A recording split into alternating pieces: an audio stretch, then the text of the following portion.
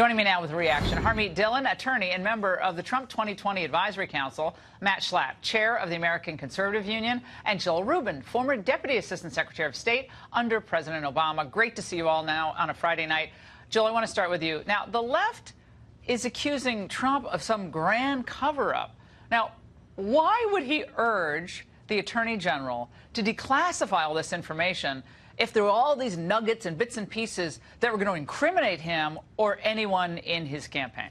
Yeah, Laura, you're right to ask that question, and transparency is good. And I think where we're concerned and where Democrats are coming out on this is that there needs to be, for example, an unredaction of the Mueller report, that if we want transparency, let's really get it all out there. But to have it in one direction and potentially to unmask American spies or those helping the United States and our national security, that's very risky, very dangerous. You're saying competing things. And Matt, you know, we can unredact. There are very few, not very much of the Mueller report. 1%. Is not available to the, especially members of Congress who can go read it and read it almost in its entirety with a few redactions. Some of that are probably very sensitive sourcing information and methodology.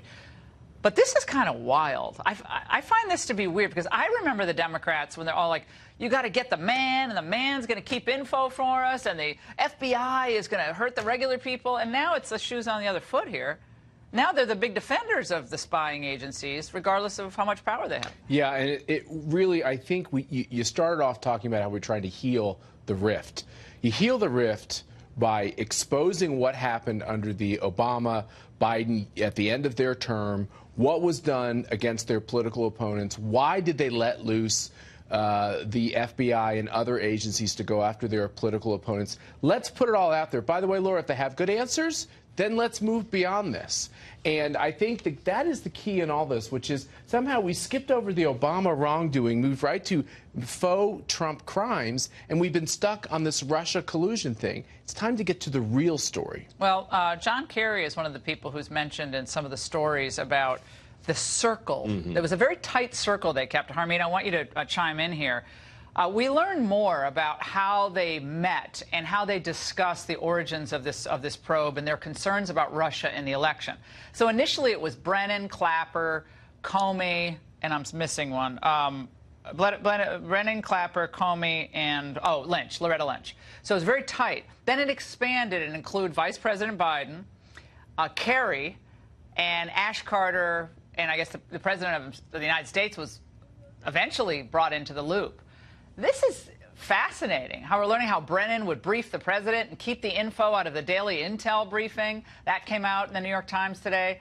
I think we're going to learn a lot more just about that. Very interesting double cone of silence, if you will. Absolutely, Laura. And some of the other things that we're getting reminded about right now is the fact that British intelligence tipped the Obama administration in 2015 about alleged hacking by the Russians against the DNC. But they didn't do anything about it until very late in the game, and until it was clear that they had lost that election, and then everything fell into place very quickly. And so what Nancy Pelosi and her colleagues Schiff and others are doing today is gaslighting the American people by calling the exposure of a cover-up and of a plot a cover-up itself. I mean, language has no meaning with these people. This is kind of an Orwellian doublespeak that's going on right now. I think the president is exactly right to delegate this authority to somebody who has a long history of knowing how to parse out confidential and highly but they're trashing Barr. And sensitive information. They're trashing Barr, though, Of course they are. I mean, of course Barr is now like what Halliburton was in the Bush years. It's like Barr, Halliburton. It's like they have to have the bête noire. They've got to have the he's a punching doer. bag for them, of course. I mean, and the president is, and it's become illogical. I mean, we heard that from Joel just now, that we should unmask. Excuse me, we should unmask, and we should reveal all the sensitive intelligence that Barr and others and Mueller thought should be redacted in the Mueller report, but then we should not ask any questions about how we got there. It's very clear to most Americans now that the entire process was illegitimate because the results are nothing, a big goose egg, and yet there's the media. We got to talk about media role. Hold on, guys. We got to talk about the media's role in this, because I think that's part of why we're in this place we're in right now, where people can't even agree on basic terminology. And right now, they're freaking out. The American media is freaking out over more transparency. I've never seen anything like it.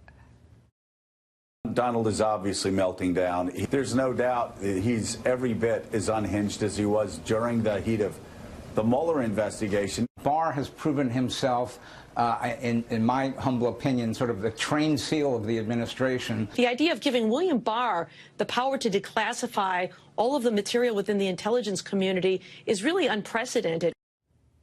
Unprecedented, the Attorney General. It's not. How is that unprecedented? First of all, obviously, with the directive that was put out last night, this is all following a very clear legal path. And the great thing about Bill Barr is he's been there before, Laura, as you know, and the only reason he's being he hasn't even made the decisions yet. The only reason why he's being vilified is because he's good.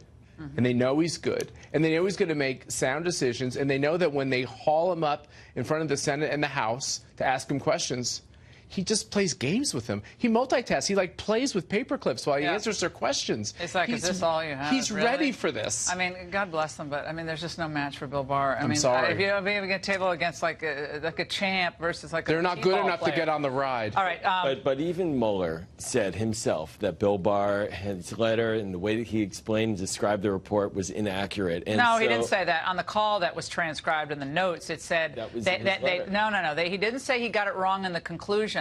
He thought some of the nuance and the tonality didn't capture the moment. But he didn't say he got it wrong on his conclusion, because Barr asked him that the call. Where is Mueller? Let Mueller come tell us. Well, yes, we private. should, exactly. He wants to go no. Mueller says, guys, he wants to go in private. But I've got to ask Joel about this impeachment. On again, off again impeachment. Okay, because the Democrats cannot make a decision about what they want to do on impeachment. Let's watch. The recalcitrance of the president and his lawless behavior is making it more and more difficult to ignore all alternatives, including impeachment. We are seeing more members that recognize that the administration is acting in a lawless fashion. Essentially, having obstructed justice is now obstructing Congress. Ignoring subpoenas, obstruction of justice. Yes, these could be impeachable offenses. Could, but would, might be, kinda, might get there, but the president wants to be impeached. That's the other line they're using, Joel. Yeah, no, I think the impeachment question is one where we're watching it unfold in front of us. What are they waiting for? They have the Mueller report. Why are they waiting? She's obstructing her own investigation. But what they would like, I think, clearly, Democrats, we want to have Mueller up and testifying. We want to have the report fully, publicly vetted. Transparency is key. And if it shows something that should be impeachable, then that's where Democrats will go. Nancy Pelosi has been holding back. He just said there's nothing impeachable in there. No, I'm not going to put words in Pelosi's mouth. You don't want impeachment. She'll get you smart. But Pelosi is definitely balancing a lot. Harmeet, real quick, impeach or not to impeach? That is the question. Are the Democrats going to go anywhere near impeachment, despite all the talk about it?